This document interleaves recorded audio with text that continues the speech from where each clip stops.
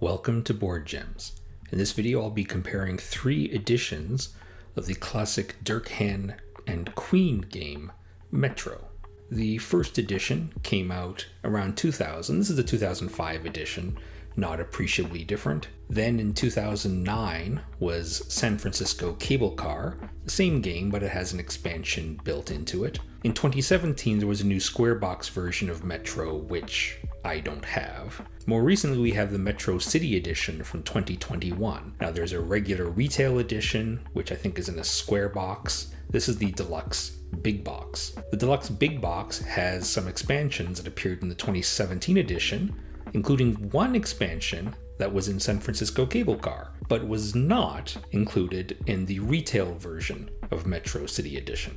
Metro City Edition includes 6 new expansions, however. That's why it's called the City Edition. It has 6 different expansions, each inspired by, I suppose, or at least represented by, 6 different global cities. Metro was in Queen's sort of standard medium box, so not as big as something like Timbuktu or Chicago Express. It was a little bit smaller, same as Alhambra originally. San Francisco Cable Car, that's a classic long box that you might see from companies like Ravensburger, for example, although being Queen, a little bit thicker. And the deluxe edition of Metro is in the same giant box format that you will see Lancaster Big Box, Fresco Big Box, I believe, certainly Escape Big Box. All their big boxes are kind of in this size. Classic Metro's box has a plastic insert and dedicated spaces for the tiles and a big well for the pawns and other pieces. Cable Car is interesting. It has a cardboard insert, but look at this board. It's so small compared to the size of the box. It looks like it was originally intended for their old big box format that you might see in, like I said, something like Chicago Express or Timbuktu, or in this case, German Railways. The board fits this box format perfectly, but at some point they changed their mind and went with a different box size. Metro City Edition Deluxe Big Box has a proper space for the board and various wells for the different expansion pieces. It's a little bit unwieldy, like there isn't really a good place to put those white trains. I don't have a lot to say about the rule books. I do like that Queen kind of highlights certain things that they want you to pay close attention to. Cable Car is actually just a single sheet, double-sided, but a big sheet to fit the big box. And there's a separate single sheet intended for the company's expansion. City Edition Big Box has a kind of a more standard format in that they have all the basic rules for the game early on, and then they include expansions not in a supplement but in later pages. And helpfully they do point out, which expansions can work together, for example. All pretty clear, didn't really have many questions. Like I said, not much comment on the rulebook. Typical good quality for Queen. Here are the 3 different boards. In terms of size, Cable Car's is the largest. City Edition's board is almost as big, but you'll see the actual playable area is much smaller, and the smallest of all being the old edition. Now, setup in Metro, Classic Metro, and Cable Car required you to put a bunch of trains on the board at the start, and this supplement, which is included in the original edition, but Cable Car just has it part of the rule book.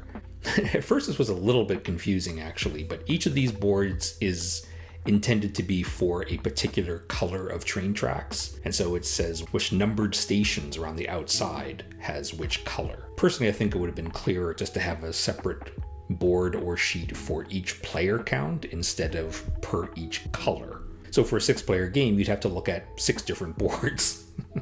I guess 5 different boards, because you don't need to look at the 6, it's just whatever's left, that's where you put the black trains. Metro City Edition instead has these frames. I think this was in the 2017 edition as well. The setup is done by putting together these frames around the outside, and those show the stations, so you don't have to worry about placing trains on particular station spaces. Here's an example of what I'm talking about. In Metro, which is in the foreground, the most foreground, and then Cable Car, which is kind of in the middle, you would take these trains and you'd put them on the stations at the beginning of the game.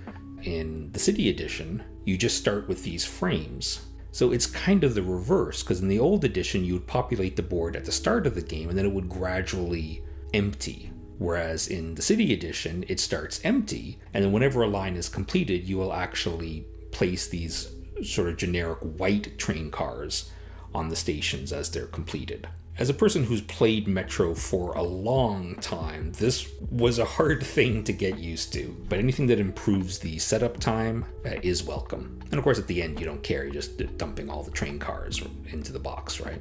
And here are the train cars, so they're more abstract in the original Metro. They have a little bit more detail in Cable Car in the middle there. I believe these are the same shape pieces that you would also find in Portobello Market. They're the exact same, I believe. Same colors. You'll see that Cable Car has 2 extra colors, brown and red, because of the company's expansion, which needs 8 companies in play. The generic train cars in City Edition, which come in as the game is played instead of the other trains in the old editions, which are removed as you play. And in terms of scoring markers, a classic pawn shape from the original, switching to cylinders in the later editions. Here are all the player-specific bits from Metro City Edition. So no trains. These are all the pieces that are kind of required from the different expansions. You see those little stand-up cardboard standees, the really small ones? Those are actually used in the company expansion. In Cable Car, you would use the player scoring cylinders, one you normally use in the base game, and use those to score these points, the values of the companies. And then when you figure out the player scores, you have to do that separately. Whereas here we have 2 markers. We have the cylinders, which are still used for player scoring, and now we have these separate cardboard standees that you can use to separately track the company scores. Tiles.